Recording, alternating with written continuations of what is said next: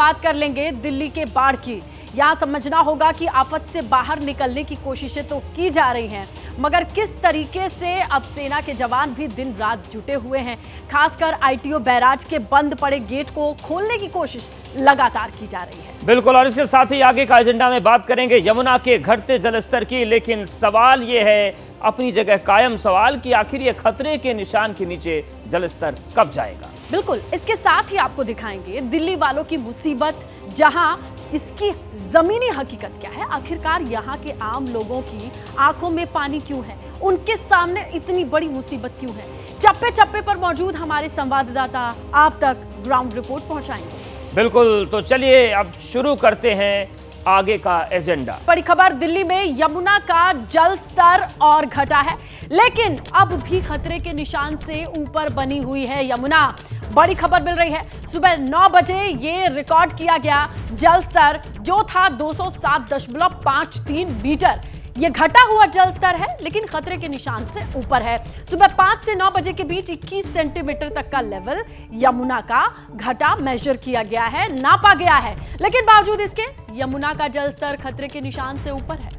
बिल्कुल, तो जलस्तर घट रहा है, लेकिन अभी भी खतरे के निशान के ऊपर चल रहा है। सुबह 5 बजे से लेकर 9 बजे तक 21 सेंटीमीटर ये नीचे आया है, लेकिन खतरे के निशान के ऊपर यमुना बह रही हैं। और इन सब के बीच हथनी कुंड से जो पानी फिर से छोड़ा गया है, क्या वो एक बार फिर से मुश्किल बढ़ाएगा, ये भी सवाल बना हुआ है। तो यमुना का जलस्तर जो 208.60 मीटर तक पहुंचा था, उसके बाद अब ये नीचे जरूर आया है। इसी के साथ एक और बड़ी खबर आप तक पहुंचाएं। यमुना में जल स्तर घटने के बाद दिल्ली मेट्रो ने एक फैसला लिया है। ये फैसला क्या है? यमुना के ऊपर से गुजरने वाली ट्रेन के लिए स्पीड लिमिट की पाबंदी अब हटा दी गई है। यमुना में जल स्तर बढ़ने के चलते दिल्ली मेट्रो ने फैसला लिया था कि ऐसे ट्रैक से जहां ट्रेन गुजरेगी, जहां पानी लगा है, 30 किलोमीटर पर घंटे की स्पीड से ज्यादा नहीं होगी। ये रूल अब हटा लिया गया है। जलस्तर जरूर घट रहा है, लेकिन मुश्किलों में कमी नहीं दिख रही है। शुक्रिया अवधेश, शुक्रिया स्नेहलता। देखिए, मुश्किलों में जो कमी की आप बात कर रहे हैं वो वाकई नहीं दिख रही है। और अब मैं जहां पर बैठा हूं, ये एक सियाज गाड़ी है जो कि पानी में डूबी हुई है।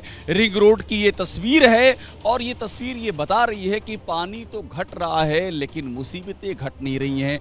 यमुना का जल स्तर घट रहा है, लेकिन जो लोगों की वेदना का जल स्तर है ना, वो नहीं घट रहा है, वो बढ़ रहा है। एक गजब कंट्रास्ट है।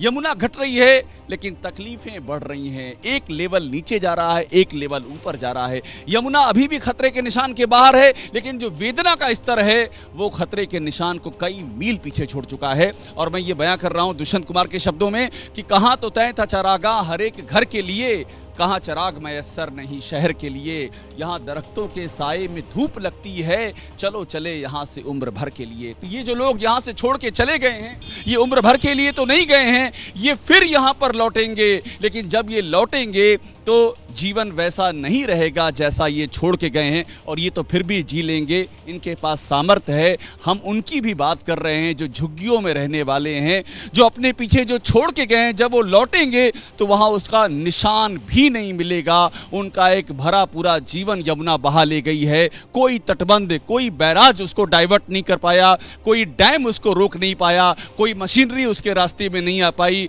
उनका वो भरा पूरा जीवन यमुना की इस लहरों के साथ में कहीं सुदूर लापता हो गया है, जो वापस कब लौटेगा पता नहीं, लौटेगा भी नहीं, इसकी भी जानकारी नहीं है।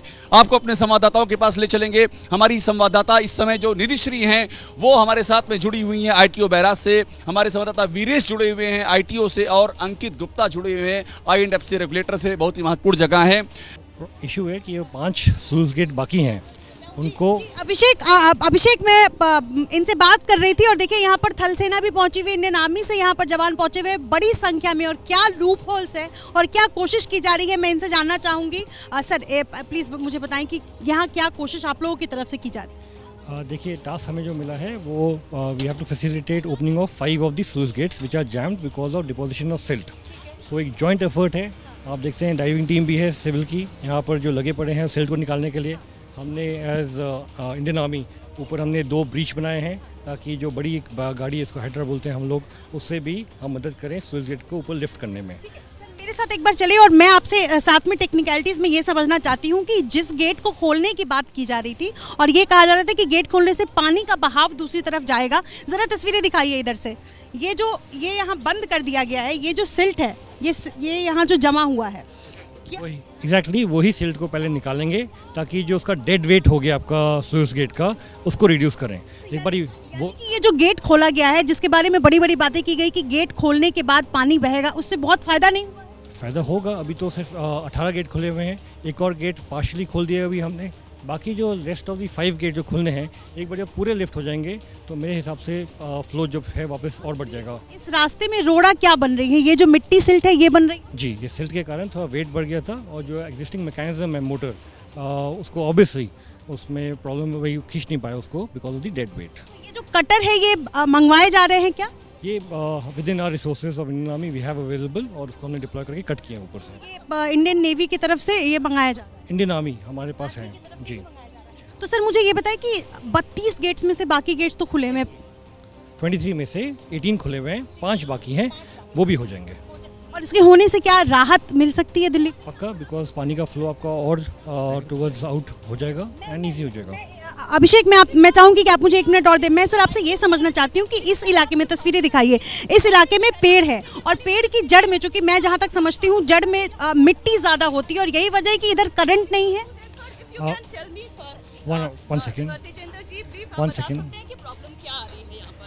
ओके, यहाँ पर जो इशू है, out of 23 gates 18 gates are easily being opened, 5 are balance, 5 are not being. कुल मिलाकर जो मैं समझ पा रही हूँ और जो ये बता रहे हैं कि चूंकि आप देखिए कि इसी पानी में मैं आपको 2 हिस्से में समझाना चाहती हूँ। एक हिस्सा जहाँ पर पानी का फ्लो लगातार दिख रहा है, बह रहा है क्योंकि वो खुला एरिया है, और जो दूसरा हिस्सा है जहाँ पर 5 गेट्स हैं जिनमें से एक गेट को खोलने के बाद भी कोशिशें पूरी तरीके से सफल नहीं हो पाई है। और उसकी बड़ी वजह है कि ये पूरा इलाके में अगर आप देखेंगे तो ये टापू बना हुआ है, तमाम पेड़ है और पेड़ की जद में ज़मीन है और चूंकि मिट्टी है इस इलाके में और इसी वजह से यहाँ पर करंट नहीं है और मिट्टी ही यहाँ पर रास्ते का रोड़ा बनी हुई है और इसी मिट्टी को हटाने के लिए बाकायदा जो अलग से डिप्लॉयमेंट है वो यहाँ किया जाएगा ITO बैराज में, और इसके बाद जो बाकी 4 गेट है उसको भी खोले जाएंगे। यानी कि कल रात को जो ट्वीट करके कहा गया कि 5वां गेट खोल दिया गया है और इससे पानी का फ्लो होगा, ऐसा कुछ भी नहीं है क्योंकि इसमें जो सिल्ट है, जो मिट्टी है वो बना हुआ है। और एक बार मैं अपने सहयोगी से कहूँगी कि एक बार इस तरफ से आकर के तस्वीरें दिखाएं जो तमाम दर्शक है उनको समझाने के लिए कि देखिए 2 यहाँ पर ये जो नीचे गेट बना हुआ है दरअसल यही गेट है और इसी पे ये देखिए आपको यहाँ पर आपको सिल्ट हटाने की कोशिश जो है वो की जा रही है।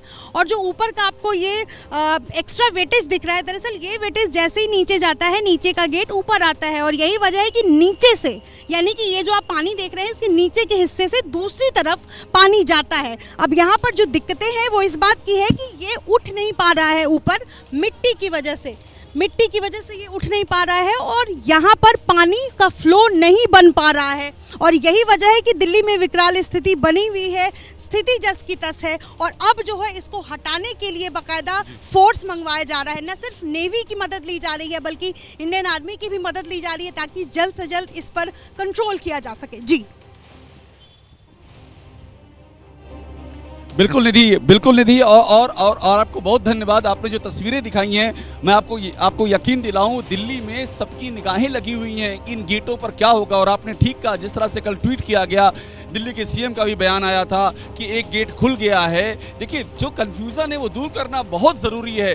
निधि श्री ने ग्राउंड से आपको बताया है कि उन 5 गेटों की कंडीशन क्या है, क्यों नहीं खुल पा रहे हैं और खोलने के लिए क्या कोशिश की जा रही है। और एक एक कोशिश पर दिल्ली की जनता की उत्सुकता की मुहर है, दिल्ली की जनता की जो प्रतीक्षा है उन प्रतीक्षाओं का आप कह लें कि वहां पर हाईवे वहां से जाके जुड़ता है। और हमारे साथ वीरेश पांडे जुड़े हुए हैं। देखिए वीरेश, आपसे बात करने के लिए मुझे नीचे उतरना पड़ेगा। मैं अभी एक कार की छत पे बैठा हुआ हूं और इसलिए बैठा हुआ हूं ताकि ये सिचुएशन में दिखा सकूं कि दिल्ली अभी भी नॉर्मल नहीं है, कारें डूबी हुई हैं और आप कार की छत पे जाकर के ही पानी से बच सकते हैं। अब वीरेश मुझे बताइए, और मैं चाहूंगा आप वीरेश तस्वीरें बयां कीजिएगा। आपके शब्द में वो तस्वीरें जब बोलना शुरू करेंगी तो वो विभीषिका समझ में आएगी। वीरेश। देखिए अभिषेक, आपने शब्दों की बात की, ये ITO है, यहां घुटने तक मैं डूबा हूं। लेकिन साहब 5 दिन से यहां पर बाढ़ आई है और बारिश नहीं है। और यह दिल्ली का सबसे महत्वपूर्ण इलाका है। दिल्ली के विकास की जिम्मेदारी करने वाली अट्टालिका यहीं पे खड़ी है, बाबू साहब यहीं बैठते हैं। लेकिन सोचिए, सबसे बड़ा सवाल है कि 5 दिन से बारिश नहीं हो रही है, बाढ़ आई है, लेकिन अब तो बाढ़ नहीं है ना साहब, पानी का जल स्तर घटा है ना साहब। तो जब घटा है तो दिल्ली में इतना यंत्र नहीं है, संयंत्र नहीं है, टेक्निक नहीं है। चंद्रयान की हम बात कर रहे हैं, क्या ऐसा नहीं है कि ये जो सड़कों पर पानी है इसे निकाला जा सके? क्या इस पर नजर नहीं है? अरे हम बात कर रहे हैं दिल्ली जल बोर्ड के रेगुलेटर खराब है। जहां अंकित गुप्ता है, मैं वहां कल था, वहां एलजी साहब थे। रेगुलेटर खराब है, दिल्ली में खराब है। और निधि श्री जहां है वहां पर अभिषेक उपाध्याय, वहां पर दरवाजा ही नहीं खुल रहा है। हे भगवान, दरवाजा, चंद्रयान और दरवाजा न खुल रहा हो। यमुना पर दरवाजा तक खोलने की टेक्निक नहीं है। सेना, नेवी, इंजीनियर अब बुलाए जा रहे हैं। और ये देखिए, यहाँ की जनता, यहाँ G20 बड़े बड़े विश्व में हमारा नाम है। हमारा ये नाक है, नाक, दिल्ली जहां मैं खड़ा हूं, और नाक कट रही है। ये तस्वीरें उन देशों तक पहुंच रही हैं जो हमारे खिलाफत करते हैं। हम वो मौका ले चाहते हैं कि भारत को नीचा दिखाया देखिए, आप जो तस्वीर दिखा रहे हैं, आप जो तस्वीर दिखा रहे हैं वो तस्वीरें बहुत ही महत्वपूर्ण है। और हम ये चाहेंगे, देखिए हम ये चाहेंगे कि चूंकि देश की नेवी वहाँ जुटी हुई है, देश की सेना वहाँ जुटी हुई है, हमारा गौरव वहाँ जुटा हुआ है, हमको उसके साथ साथ में सैल्यूट करना चाहिए अपने देश की सेना को। और हम सब कर रहे हैं, देश की नेवी को, एनडीआरएफ को सैल्यूट कर रहे हैं, जो अपनी जान को जोखिम में डाल करके दिल्ली के लिए मदद में उतरे हैं, बचाव में उतरे हैं। ये हैं, इसलिए हम हैं इनके साथ। बारिश की वजह से डूब गए हैं, लेकिन एक बड़ी वजह रही है यमुना के उफान पर होने की। और दिल्ली के सेंट्रल दिल्ली का अगर हम इलाके की बात करें, आईटीओ, उसके अलावा राजघाट या फिर सुप्रीम कोर्ट या प्रगति मैदान या फिर इंप्रेस ये जो रोड है, यहाँ की बात करें तो यहाँ पर जो है जो सबसे ज्यादा पानी आया है, उसकी वजह क्या है? उसकी वजह यह है कि यहाँ पर एक बांध बना हुआ था, एक रेगुलेटर था, वो टूट गया है। ये देखिए, एक तरफ ये इस वक्त यमुना का पानी है तो एक तरफ नाले का पानी है। इस सब के बीच में इस तरीके का एक ये रेगुलेटर जिसको कहा जा रहा है, ये बना हुआ था और वो उसका एक हिस्सा टूट गया। उसका असर क्या हुआ? यमुना का पानी नाले के पानी में मिला और नाले का पानी बैक फ्लो करके शहर के अंदर चला गया यमुना के पानी के साथ में। लेकिन अब जिम्मेदारी दी गई है सेना के जवानों को और सेना के जवानों ने ये काम बखूबी जो है लगभग कंप्लीट भी कर दिया है। ये वो तस्वीरें हैं, एक टेम्परेरी रेगुलेटर बना दिया गया है जिससे कि यमुना का पानी नाले के पानी में ना मिले। यहाँ पर जो सेना के वरिष्ठ अधिकारी है वो भी यहाँ पर जो इंजीनियरिंग कोर के हैं वो पहुंचे हुए हैं और पूरे काम का निरीक्षण कर रहे हैं, मुआयना कर रहे हैं। तेजिंदर जी हमारे साथ में है, CEO है इंजीनियरिंग डिवीजन में। तेजिंदर जी, अगर हम बात करें, क्या मुश्किलें थी पहले और अब क्या किया गया है? देखिए, मैं आपको बैकग्राउंड देता हूँ। करीबन 9:30 कल सुबह में रिक्वेजिशन किया गया। उसके बाद हम लोग यहाँ पर आए, हमने एसेस किया सिचुएशन को, रिसोर्सेज को मोबिलाइज़ किया। करीबन 1:30 पे हमने दोपहर को ये काम शुरू किया और रात को करीबन 10:30 पे हमने कंप्लीट किया। इसका एम था कि जैसे आप देख सकते हैं यहाँ पर यमुना का फ्लो अभी तो बिल्कुल ही यहाँ पर शांत दिख रहा है, पर कल अगर मैं आपको फ़ोटो वीडियो दिखाऊँगा तो बहुत ज़्यादा फ्लो में था और वो दिल्ली की तरफ जा रहा था। हमने जो ये बंड बनाया है उसके कारण आप देख सकते हैं फ्लो बिल्कुल यहाँ पर रुक चुका है। एंड इनफैक्ट जो बैक फ्लो होना चाहिए, natural back flow from the city towards Yamuna, that will also resume now, all because of this bund that we have created from the army. पहले यहाँ पर ऑलरेडी एक रेगुलेटर जिसको कहा जा रहा है वो था, यानी कि जो जिससे कि यमुना का पानी शहर में ना आए, लेकिन वो टूट गया था। वो आप देख सकते हैं, ऐसे पत्थर पड़े हुए हैं। ये सेम अलाइनमेंट था इसका, थोड़ा पीछे था। हम करीबन 5 मीटर और आगे आए और हमने ये बंड बनाया। तो देखिए, पहले एक तस्वीर आपको दिखाता हूं। जैसे अभी हम लोग जहां पर खड़े हुए हैं, ये एक तटबंध सा बना हुआ था, एक रेगुलेटर था और ये जो है जो पत्थर पड़े हुए हैं ये उसी के टूटा हुआ हिस्सा है। इसके चलते होता ये था कि अगर यमुना उफान पे भी आती थी तो वो पानी वहां तक नहीं जाता था, लेकिन क्योंकि ये टूट गया लिहाजा शहर के अंदर पानी जाने लगा, नाले में वो पानी मिल गया और वो शहर के अंदर बैक फ्लो होने लगा। लेकिन फिलहाल अब सेना की क्या जिम्मेदारी है? सेना को जो यहाँ पर बुलाया गया है इंजीनियरिंग डिवीजन के जवानों को, उसका मकसद ये था कि यहाँ पर वो एक टेम्परेरी सही लेकिन फौरी इंतजाम किया जाए जिससे कि पानी को शहर में जाने से रोका जा सके। तो तेजिंदर जी, फिलहाल अगर हम बात करें तो अभी ये क्या काम चल रहा है? जो हमारा मेन बंड था वो जैसे आपको बताया कि रात को 10:30 खत्म हो गया है। अभी वह हम एडिशनल सिक्योरिंग कर रहे हैं इसको कि इनकेस पानी और बढ़ता है या स्पीड से और आता है, कभी अगर पानी एक्स्ट्रा रिलीज होता है तो उसका हम अभी से इंतजाम कर रहे हैं। आप लोगों ने ये रेगुलेटर बनाने का, टेम्परेरी रेगुलेटर बनाने का काम कितनी देर में पूरा कर दिया? ये कल हमने 1:30 पे शुरू किया था और रात को अराउंड 10:30 पे खत्म कर दिया। मतलब 8-9 घंटे में आपने सुनिश्चित कर दिया कि कम से कम अब यमुना का पानी शहर के अंदर ना जाए। एटलीस्ट स्लूइस गेट नंबर 12 से तो अंदर नहीं जाएगा।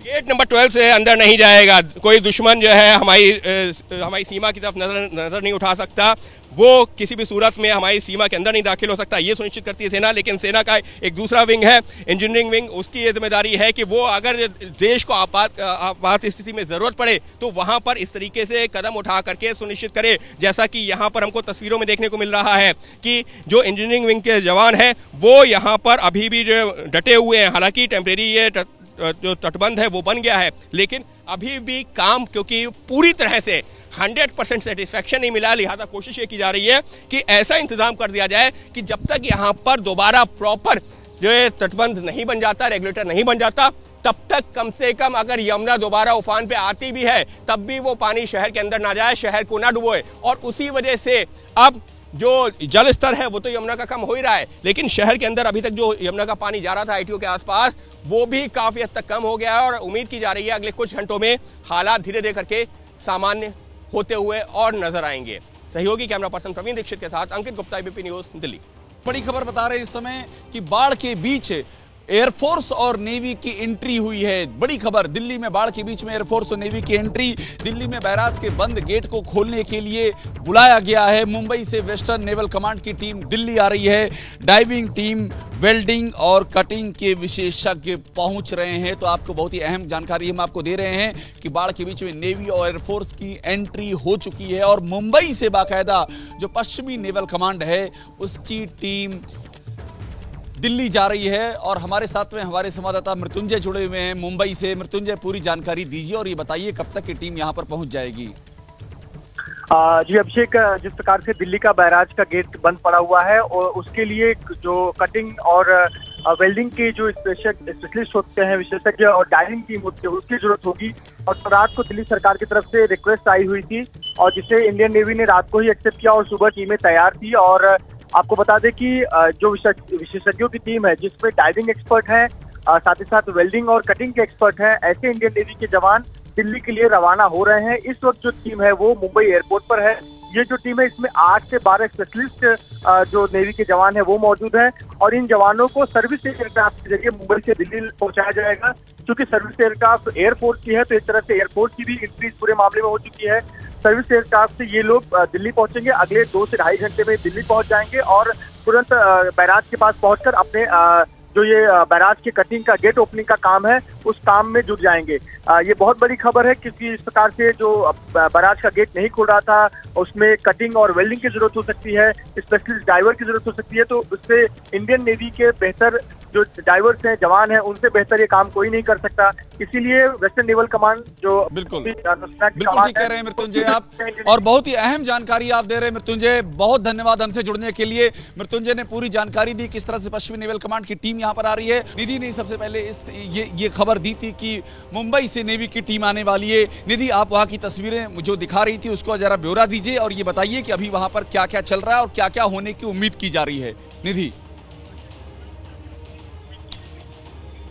बिल्कुल अभिषेक, देखिए यहाँ पर जो इंडियन नेवी की टीम कल से मौजूद थी उनसे हमने बातचीत की जिसमें उनका कहना था कि उनके पास जो साधन है उससे यहाँ पानी निकालने का जो काम है वो नहीं हो पा रहा है और कोशिशें जो है वो लगातार की गई और उसके बाद ही ये फैसला लिया गया कि अब मुंबई से जो एडवांस टेक्नोलॉजीज़ के साथ इंडियन नेवी की टीम है वो यहाँ पर पहुँचे। और अभिषेक, आप समझिए कि दिल्ली की स्थिति इतनी विकराल है कि जल, थल, वायु तीनों सेना की टीम को यहाँ लगना पड़ रहा है एक पानी निकालने के लिए। ये अपने आप में एक बड़ा सवाल है, लेकिन इन सब के बीच एक बार फिर से मैं आपको तस्वीरें दिखा दूं कि क्या यहाँ कोशिशें की जा रही है। ये जो ऊपर में आपको पुलनुमा जो नज़र आ रहा होगा, इस पर ज़रा हम चल कर के देखेंगे कि क्या यहाँ पर तस्वीरें हैं और किस तरीके से इंडियन नेवी के साथ साथ इंडियन आर्मी की टीम जो है वो पहुँची हुई है। और यहाँ ऊपर से जो है अब मोटर के ज़रिए अब ये जो है उसको बनाने की कोशिश की जा रही है। और ये देखिए चूंकि ये जर्जर है, अभिषेक तस्वीरें दिखाइए जरा आप अजीत, ये तस्वीरें देखिए तमाम जो दर्शक देख रहे हैं कितना जर्जर है और ऐसे में इस पर चढ़ना भी बहुत मुश्किल है, खतरे से खाली नहीं है। लेकिन ये तस्वीर मैं आपको दिखाऊं, नीचे यमुना है, जरा संभल के, ये देखिए। अब इसको, ये जो आपको एक्स्ट्रा वेटेज दिख रहा है, इसको जितना नीचे किया जाएगा उतना ही नीचे वाला जो हिस्सा है, जो गेट है, उसको ऊपर किया जाएगा। और जैसे ही वो गेट हल्का ऊपर होगा और ये जो मिट्टी, ये गाद आपको नजर आ रहा होगा किनारे किनारे उस गेट के, ये गाद हटाने के लिए ही बाकायदा कटर मंगवाया जा रहा है, जिसके लिए मुंबई से टीम आ रही है। यानी कि इसको हटाने की जो जद्दोजहद है वो 24 घंटे से ऊपर हो गए हैं, ये अभी भी जारी है। और उसके बाद ये तस्वीर दिखाना बेहद ज़रूरी हो जाता है क्योंकि इस इलाके में पेड़ है, जंगल है और यहाँ पर जो मिट्टी है वो जमी हुई है और इसी वजह से यहाँ पर फ्लो नहीं है पानी का जितना दूसरे हिस्से में फ्लो है। और यही कोशिश लगातार की जा रही है। हालांकि ये कोशिश करते करते देर हो गई, लेकिन अब जो है वो फैसला लिया गया है। तो अब आज दोपहर के बाद से यहाँ पर जब टीम पहुंचेगी उसके बाद इस मिट्टी को हटाने के लिए बिल्कुल निधि, अंकित जरा आप बताइए मुझे, जो निधि तस्वीरें दिखा रही हैं और आप जहां पर हैं वहां भी आप लगातार, आपका वॉक थ्रू हमने देखा था जिसमें कि आपने बताया था किस तरह से सेना और नेवी के जवान डटे हुए हैं, वहां की तस्वीरें दिखाइए और बताइए कि राहत का ये काम कितनी तेजी से चल रहा है आगे।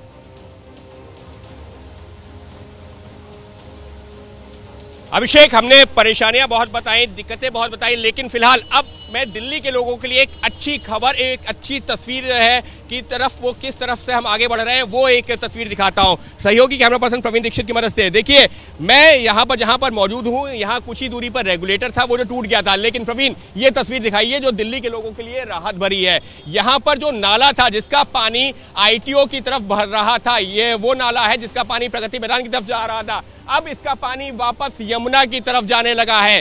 कल देर रात तक इसका यमुना का पानी इधर यानी कि शहर के अंदर जा रहा था, लेकिन प्रवीण हम अगर ये तस्वीर दिखा पाए जहां पर ये जो है सैंड बैग रखे हुए हैं, यहां से पानी इस वक्त अब हमको वापस जो इसका नॉर्मल फ्लो था उधर जाता हुआ दिख रहा है। यानी कि जो यमुना का पानी शहर में जा रहा था वो रुक गया है, वहां तटबंध जो टेम्परेरी जो वो था वो स्ट्रक्चर वो खड़ा कर दिया गया है। लेकिन दूसरी तरफ जो नाला भी उफान पर था जिसके चलते ITO और आसपास का इलाका डूब रहा था, उस नाले का पानी वापस यमुना में जा रहा है, जो ये भी इशारा कर रहा है कि अगले कुछ घंटों में हम उम्मीद कर सकते हैं या अगले जो है कुछ दिनों के अंदर दिल्ली में हालात सामान्य होंगे। और ये बिल्कुल ठीक कह रहे हैं, बिल्कुल ठीक कह रहे हैं अंकित, और आपको शुक्रिया कि आपने एक अच्छी खबर दिखाई और अच्छी खबर आपने बताई। और देखिए, दिल्ली परेशान है यही अच्छी खबर सुनने के लिए कि पानी यमुना में कब लौटेगा, कब यमुना का जलस्तर घटेगा। हमारे संवाददाता वीरेश पांडे भी हमारे साथ हैं। वीरेश, मुझे ये बात समझाइए, और दिल्ली समझना चाहती है कि ये जो पानी घट रहा है उसका भी क्या असर पड़ रहा है। कुछ पानी के घटने पर भी हमको बात होनी चाहिए, बढ़ने पर तो हमने बात की ही है। वीरेश, देखिए, पानी घट रहा है और इसकी वजह है कि आज शनिवार के दिन आपको दिखाऊं कि जो जाने वाले लोग हैं उनकी संख्या बढ़ी है। चूंकि आप बात कविताओं से करते हैं तो एक कविता मैं भी पढ़ देता हूं बाढ़ के ऊपर। आएगी बाढ़, डूब जाएगा गांव, घोषित होगा अनुदान। आएगी बाढ़, घोषित होगा अनुदान, डूब जाएगा आदमी। आएगी बाढ़, डूबने के लिए आदमी को मिलता रहेगा अनुदान। अभिषेक, कैसी लगी कविता? ये अनुदान और सारे नेता मिल जाएं, सारे मंत्री मिल जाएं, सरकारें मिल जाएं, फिर भी बारिश की एक बूंद बरसाने की ताकत नहीं रखते हैं, तो हम बारिश को न कोसें, बिल्कुल वीरेश, और आपने जो कविता सुनाई है वो कविता वाकई दिल्ली की वास्तविक स्थिति का आईना है। ऐसा ही आईना आपके सामने हम फिर रखेंगे। अदम गोंडवी साहब से माफी के साथ में थोड़ा सा उनकी लाइनों में संशोधन कर रहा हूं कि आइए महसूस कीजिए जिंदगी के ताप को, मैं पानी की गली में ले चलूंगा आपको। ये वाकई पानी की गलियां हैं। आपने कभी बाढ़ की गली नहीं देखी होगी, आपने कभी बाढ़ का मोहल्ला नहीं देखा होगा, आपने कभी बाढ़ के गांव नहीं देखे होंगे, आपने कभी बाढ़ का शहर नहीं देखा होगा। और मैं ये इसलिए कह रहा हूं कि आपने देखा नहीं होगा क्योंकि ये बाढ़ के शहर हैं। आप बैठे हैं अपने कमरों में या आप सुरक्षित जगहों पर हैं, आप बिल्कुल वहीं रहें और अपनी संवेदनाएं यहां पर दें। उन लोगों के साथ दे जो इसमें फंसे हुए हैं। और कोशिश ये हम सबकी दुआ है। और खबर भी आ रही है कि यमुना का जल स्तर कम हो रहा है। और इस बीच में एक बड़ी खबर आपको बता दें, दिल्ली के हालात पर सीएम केजरीवाल का ट्वीट। यमुना में पानी का स्तर कम हो रहा है। सीएम केजरीवाल ने ट्वीट करके बताया है, तेज बारिश नहीं हुई तो हालात जल्द ही सामान्य हो जाएंगे। हम बार बार ये बात भी कह रहे हैं कि यमुना कम होने की रिपोर्ट लगातार आ रही है। और इस बीच में दिल्ली के हालात पर सीएम केजरीवाल ने भी ये ट्वीट करके कहा है कि तेज बारिश अगर नहीं हुई तो हालात जल्द सामान्य हो जाएंगे। और वही मैं कह रहा था कि हमारी दुआएं हैं कि ये तेज बारिश ना हो। आप जो सुरक्षित जगहों पर बैठे हुए हैं, जरूरी काम ना हो तो मत निकलिए और इसी दुआ को आगे बढ़ाइए कि यहाँ पर हालात सामान्य बने रहें। वरुण के पास चलेंगे। वरुण, आप लाल किले में हैं, लाल किले पर हैं आप, और वहाँ की जो सिचुएशन है वो बहुत ही ज्यादा भयावह थी। वरुण, मुझे तस्वीरें दिखा करके बताइए और दिल्ली समझना चाहती है कि लाल किले पर क्या दिख रहा है इस समय। वरुण, देखिए, बिल्कुल मैं तस्वीरें आपको दिखा दूं। यमुना का जल स्तर जरूर कम हो रहा है, पानी के अंदर ठहराव भी नज़र आ रहा है, लेकिन अगर आप लाल किले की तस्वीरें देखेंगे तो तस्वीरें अभी भी वही बयां कर रही है कि यहाँ पर पानी 8 से 10 फीट या यूँ कहे उससे भी ज़्यादा पानी अभी भी बरकरार है। पानी का बहाव जरूर कुछ कम हुआ है, लेकिन जिस तरीके से जो ये लेवल अभी भी लगातार 2 दिन बाद बना हुआ है, अब देखना ये होगा कि किस तरीके से पानी यहाँ पर कम होता है। आप देखिए किस तरीके से जो लोग हैं वो यहाँ पर जो आसपास के जो बाशिंदे हैं अपना कुछ सामान या फिर अगर दूसरी तरफ उनको बस अड्डे की तरफ जाना है तो किस तरीके की ये जो छोटी छोटी बोट्स हैं या फिर ये कहें कि कृत्रिम बोट्स, इनका सहारा लेकर यहाँ तस्वीर देखकर बस को कि जो करीब 15 फीट ऊंची बस है उसका 2 से 3 फीट का हिस्सा तो जितना किए जाए कि यमुना का जल कुछ कम है, लेकिन हालात यहाँ पर सुधरते हुए नजर नहीं आ रहे हैं। और वही हमारा लाल किला, उसकी जो दीवारें हैं टकराकर ये पानी है वो आगे की तरफ बढ़ता हुआ नजर आ रहा है। पूरा का पूरा इलाका बस अड्डे से लेकर आरटीओ तक और जितना भी निचला इलाका है पूरी तरीके से जलमग्न है। बिल्कुल वरुण, और आप जो दिखा रहे हैं लाल किला, आप जो दिखा रहे हैं वरुण, वो जो लाल किला है चूंकि दिल्ली की विरासत का प्रतीक है तो वो पूरा इतिहास चस्पा हो रहा है आपके शब्दों में। दिव्यांकर के पास चलेंगे, हमारे संवाददाता यमुना बाजार इलाके में है। दिव्यांकर, उसका नाम ही, जिसका नाम ही यमुना बाजार हो, वहां पर यमुना की स्थिति क्या होगी, इसको बयां कीजिए। बिल्कुल अभिषेक, तस्वीरें अगर यहाँ पर आपको दिखाना चाहूँ तो यहाँ पर भी अभी वैसी ही स्थितियाँ बनी हुई हैं। एक बार जूम करके मेरे कैमरा पर्सन रोहित आपको यहाँ की तस्वीरें दिखाएंगे। पानी अभी भी लबालब भरा हुआ है। छोटे छोटे बच्चे आपको यहाँ पर खेलते हुए नजर आएंगे। निचली बस्ती के इलाकों में रहने वाले लोगों के जो बच्चे हैं वहाँ पर यहाँ पर बिल्कुल इस पानी में खेल रहे हैं, मग्न होकर तैर रहे हैं। सामने तस्वीरें दिखा रहे हैं, लेकिन एक परेशान करने वाली अभिषेक आपको तस्वीर में दिखाना चाहूँगा। यहाँ से ठीक बाईं ओर अगर आप कैमरा पर्सन मेरे रोहित अगर जूम करके दिखाएंगे तो 4 से 5 जो मवेशी हैं वो मरे हुए पड़े हुए हैं।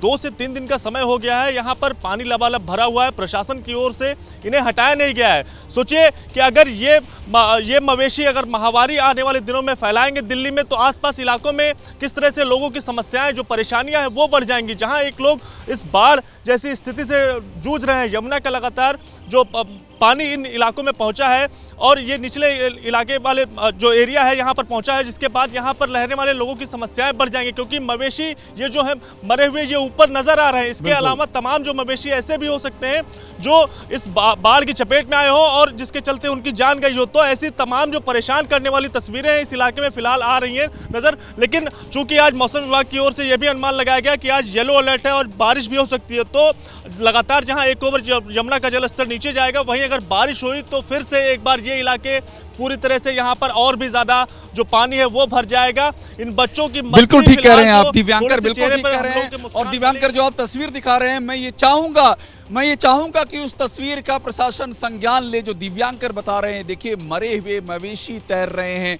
उनको हटाया नहीं गया है, महामारी का खतरा है। हम इसीलिए पानी में उतरे हैं ताकि आप समझ सकें कि सिस्टम के भीतर कितना पानी भर चुका है। उन मरे हुए मवेशियों को वहां से हटाया नहीं जा रहा है और हम किसी किसी को कोसने के लिए नहीं आए हैं। हम गुहार कर रहे हैं यहां से आकर के कि प्रशासन पहुंचे वहां पर, मशीनरी पहुंचे वहां पर, उनको हटाए वहां पर। बगल में मासूम बच्चे खेल रहे हैं, उनके चेहरों का ध्यान दे और तुरंत वहां पर एक्शन ले। चलेंगे मयूर विहार, वहां से आयुषी नेगी मौजूद हैं। आयुषी, आप जहां पर हैं मयूर विहार में, वहां हमने देखा वहां टेंट बने हुए हैं, वहां विस्थापित रह रहे हैं और वहां पर वेदना, दर्द और तकलीफ का पूरा घर बना हुआ है। वहां की तस्वीरें बयां कीजिए आयुषी।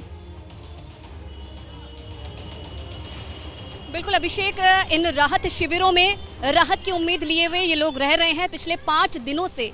आप सोचिए कैसी स्थिति यहाँ पर है। मैं दिखाना चाहूंगी आपको, खाना पानी मिल रहा है, समय पर मिल रहा है, लेकिन भीड़ इतनी ज़्यादा होती है कि जब खाना बांटने वाले लोग आते हैं तो मारामारी हो जाती है। कई लोग तो ऐसे रह जाते हैं जिनको खाना तक नसीब नहीं हो पाता है। मेरे पीछे आप देखिए, लोग अपने स्तर पर मदद करने जब पहुंचते हैं तो किस तरीके से वहां पर लोगों की भीड़ इकट्ठा हो जाती है खाने के लिए, एक समय के खाने के लिए। गंदगी चारों तरफ फैली हुई है और इस गंदगी में ये बच्चे खेल रहे हैं, ये मासूम बच्चे खेल रहे हैं जिन्हें इस स्थिति का अंदाजा नहीं है, लेकिन फिर भी उनके चेहरों पर वो साफ तौर पर दिखाई दे रहा है। जो लोग यहाँ पर रह रहे हैं, देखिए खाना नसीब नहीं हो पा रहा है तो लोग अपने स्तर पर बाजार से सब्जियां खरीद कर खुद इन टेंटों में खाना बना रहे हैं। उनका कहना है कि व्यवस्था तो सरकार ने की है, लेकिन जब अचानक से बारिश हो जाती है तो उन्हें इन सड़कों पर सोना पड़ता है और ऐसे ही गीले बिस्तर में अपने छोटे छोटे बच्चों को उन्होंने सुलाया हुआ है। मवेशियों को जहाँ पर जगह नहीं मिल रही है, जगह जगह 20 सड़क बिल्कुल ठीक कह रहे हैं आयुषी, बिल्कुल ठीक कह रही हैं आप।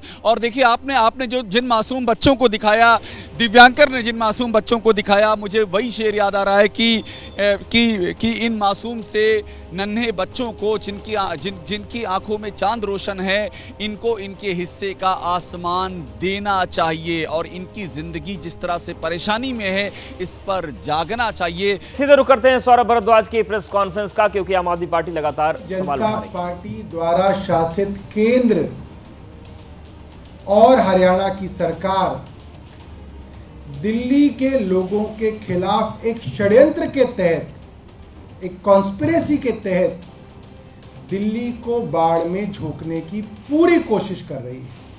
और आज हम सबूतों के साथ प्रेस वार्ता में आए हैं। यमुना का जो खतरे का निशान है, जो ओल्ड रेलवे ब्रिज से नापा जाता है, वो है 205.33 मीटर। कल तक यमुना जिस निशान पे बह रही थी वो है 208.6 मीटर, यानी कि खतरे के निशान से भी 3 मीटर ऊपर, बल्कि 3 मीटर से भी ज्यादा। दिल्ली में जो रिकॉर्डेड हिस्ट्री है बाढ़ को लेके और यमुना के लेवल्स को लेके, वो बताती है कि दिल्ली में सबसे खराब, सबसे विध्वंसक बाढ़ जो आई थी वो आई थी सितंबर 1998 में। वो बाढ़ भी यमुना से आई थी और उसमें जो सबसे ऊपर हाईएस्ट लेवल यमुना ने अचीव किया ओल्ड रेलवे ब्रिज पे, वो था 208.49, यानी कि यमुना, माफ कीजिएगा, 207.49, यानी कि 78 के अंदर जो इतनी बड़ी बाढ़ आई उससे भी ज्यादा लेवल्स पे यमुना पहुंच गई। बड़ी खबर मिल रही है, चिराग पासवान को बीजेपी का न्योता। खबर है 18 जुलाई के एनडीए की बैठक में उन्हें बुलावा भेजा गया है। जेपी नड्डा ने चिराग पासवान को एक चिट्ठी लिखी है जिसमें उन्हें इस बैठक का न्योता मिला है, जो कि 18 जुलाई की होने वाली है। एनडीए की इस बैठक में चिराग पासवान को बीजेपी का न्योता मिला हुआ है। तो देखिए, तमाम अटकलों के बीच अब ये न्योता मिल चुका है चिराग पासवान को। आइए ज्यादा जानकारी लेते हैं, हमारे सहयोगी नीरज इस वक्त फोन लाइन पर मौजूद हैं। तो नीरज, जिस तरीके से अब इस बैठक में बुलाया गया है, क्या मान करके चले कि मुहर लग जाएगी, ऑफिशियली अनाउंस कर दिया जाएगा 7 का? जी बिल्कुल, सबसे बड़ी बात यह है कि एबीपी न्यूज ने 6 जुलाई को ही ये बात दुनिया को बता दिया था कि 18 जुलाई को एनडीए की बैठक होगी और उसमें चिराग पासवान शामिल होंगे बतौर एनडीए के घटक दल के रूप में, एनडीए के मेंबर के रूप में। आज ये ऑफिशियल लेटर भी सामने आ चुका है, जो कि 8 जुलाई को लेटर भेजा गया है जेपी नड्डा जी की तरफ से चिराग पासवान को। मेरी जानकारी के अनुसार चिराग पासवान इस बैठक में शामिल होंगे, जो होटल अशोका में 18 जुलाई को दिल्ली में आयोजित की जाएगी। और इसमें यही नहीं, करीब ऐसे 24 दल हैं जिनको एनडीए की बैठक में शामिल होने के लिए न्योता दिया गया है। आपको एक और बहुत रोचक जानकारी दे दूं अपने दर्शकों को कि ये 25 साल एनडीए के 25 साल पूरे हो चुके हैं। एनडीए के 25 साल पूरे होने पर एक ये बड़ा ग्रैंड शो होगा एनडीए की तरफ से। बिल्कुल ग्रैंड शो होगा, और 2024 के साथ ही साथ बिहार की राजनीति में क्या इम्पैक्ट होगा ये भी देखने वाली बात होगी।